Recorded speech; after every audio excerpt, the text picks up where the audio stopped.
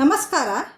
ಈ ಸುಂದರವಾದ ದೇವಸ್ಥಾನದ ವಿಡಿಯೋ ಬಹುಶಃ ಯೂಟ್ಯೂಬಲ್ಲಿ ಇದೆ, ಮೊದಲ ಬಾರಿ ಅಪ್ಲೋಡ್ ಆಗ್ತಾ ಇರೋದು ಅಂತ ಅಂದ್ಕೊಳ್ತೀನಿ.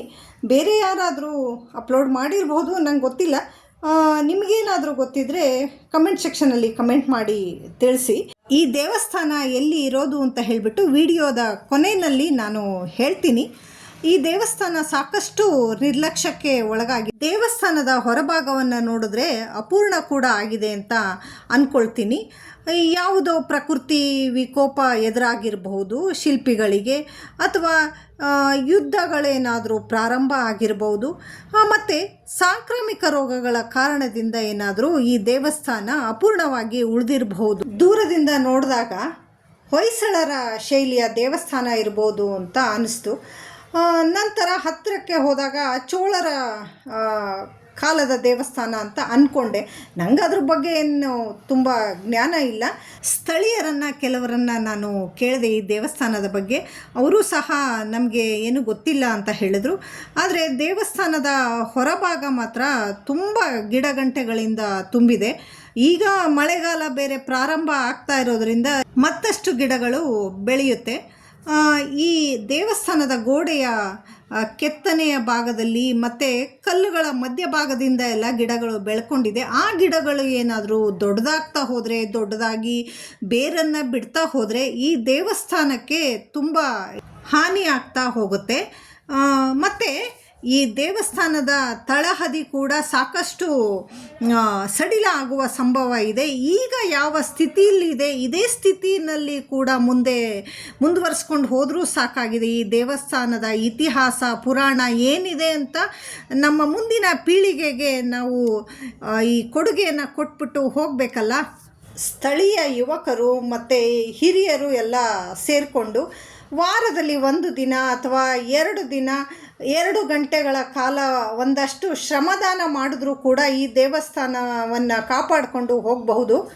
ಕೆತ್ತನೆ ಅಪೂರ್ಣ ಆಗಿರೋದ್ರಿಂದ ಆ ಖಾಲಿಯಾದಂತಹ ಜಾಗದಲ್ಲಿ ಈ ಆಧುನಿಕ ಶಿಲ್ಪಿಗಳು ತಮಗೆ ಮನಬಂದಂತೆ ತಮಗೆ ಬೇಕಾದಂತಹ ಒಂದು ಶಿಲ್ಪಗಳನ್ನೆಲ್ಲ ಕೆತ್ತಿ ಅದನ್ನು ಇನ್ನೂ ಒಂದಷ್ಟು ವಿರೂಪ ಮಾಡಿದ್ದಾರೆ.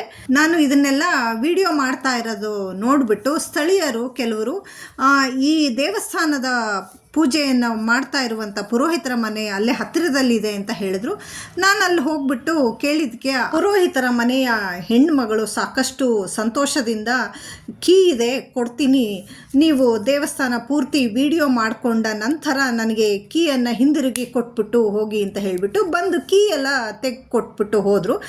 ದೇವಸ್ಥಾನದ ಹೊರಭಾಗದಲ್ಲಿ ಧಾರ್ಮಿಕ ದತ್ತಿ ಇಲಾಖೆಯ ಬೋರ್ಡ್ ಕೂಡ ಇದೆ.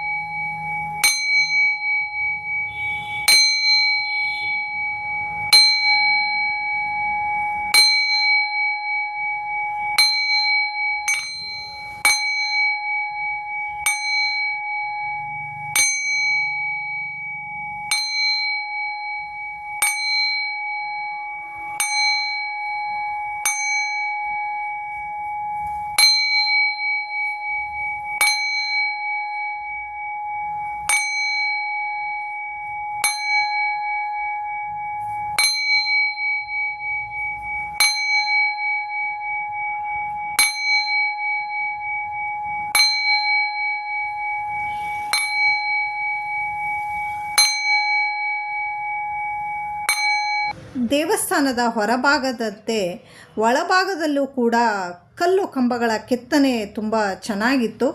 ಮೇಲ್ಛಾವಣಿಯ ಕೆತ್ತನೆ ಅಂತೂ ತುಂಬ ಮನಮೋಹಕವಾಗಿತ್ತು.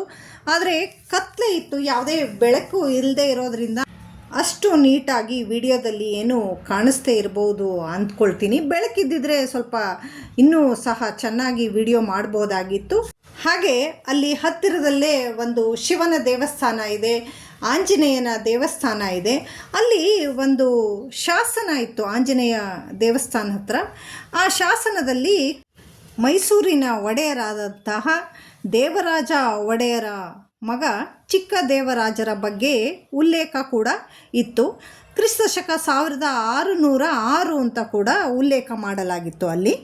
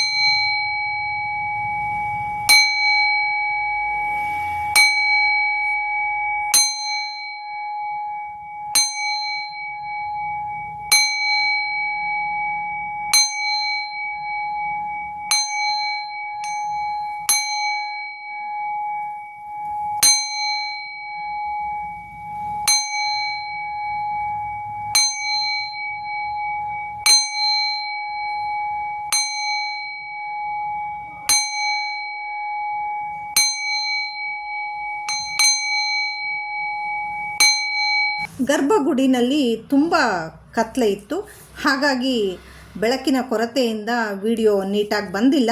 ಚನ್ನಕೇಶವ ಮೂರ್ತಿಯ ಅಕ್ಕಪಕ್ಕ ಬದಿನಲ್ಲಿ ಭೂದೇವಿ ಮತ್ತು ಶ್ರೀದೇವಿಯರ ಮೂರ್ತಿಗಳನ್ನು ತುಂಬ ಮುದ್ದಾಗಿ ಕೆತ್ತಲಾಗಿದೆ. ಹಾಗೆ ಸ್ವಾಮಿಯ ಪಾದದ ಕಡೆ ಪೀಠದಲ್ಲಿ ಗರುಡ ದೇವರನ್ನು ಕೆತ್ತಲಾಗಿದೆ. ಸ್ವಾಮಿಯ ಹಿಂಬದಿಯ ಪ್ರಭಾವಳಿಯಲ್ಲಿ ನಾಗ ಮತ್ತು ಆನೆಯ ಚಿತ್ರಣವನ್ನು ತುಂಬ ಸೊಗಸಾಗಿ ಕೆತ್ತಿದ್ದಾರೆ. ನನಗೆ ಜನಪ್ರಿಯ ದೇವಸ್ಥಾನಗಳಿಗಿಂತ ಹೀಗೆ ನಿರ್ಲಕ್ಷ್ಯಕ್ಕೆ ಒಳಗಾದಂತಹ ದೇವಸ್ಥಾನಗಳ ಬಗ್ಗೆ ತಿಳ್ಕೊಳ್ಳೋದು, ಅದನ್ನು ವಿಡಿಯೋ ಮಾಡೋದಾಗಿ ತುಂಬ ಇಷ್ಟ. ಈ ಐತಿಹಾಸಿಕವಾದ ಅಥವಾ ಪೌರಾಣಿಕವಾದ ದೇವಸ್ಥಾನಗಳಲ್ಲಿ ತುಂಬ ಒಂದು ಧನಾತ್ಮಕ ಶಕ್ತಿ ಇರುತ್ತೆ. ಕಡೆಯ ಪಕ್ಷ ಯಾರಾದರೂ ನನ್ನ ಈ ವಿಡಿಯೋವನ್ನು ನೋಡಿರುವವರು ಈ ದೇವಸ್ಥಾನದ ಬಗ್ಗೆ ಆಸಕ್ತಿ ತಳೆದು ಸ್ವಚ್ಛತೆ ಮಾಡಿಸಿ ಜೀರ್ಣೋದ್ಧಾರವನ್ನೇನಾದರೂ ಕೈಗೊಂಡುಬಿಟ್ಟು ಸ್ವಾಮಿಯ ಒಂದು ನಿರಂತರವಾದ ಪೂಜೆ ಇಲ್ಲಿ ನಡೆದರೆ ನನಗೆ ನನ್ನ ಈ ವಿಡಿಯೋದ ಉದ್ದೇಶ ಈಡೇರಿದಂತೆ ಆಗುತ್ತೆ.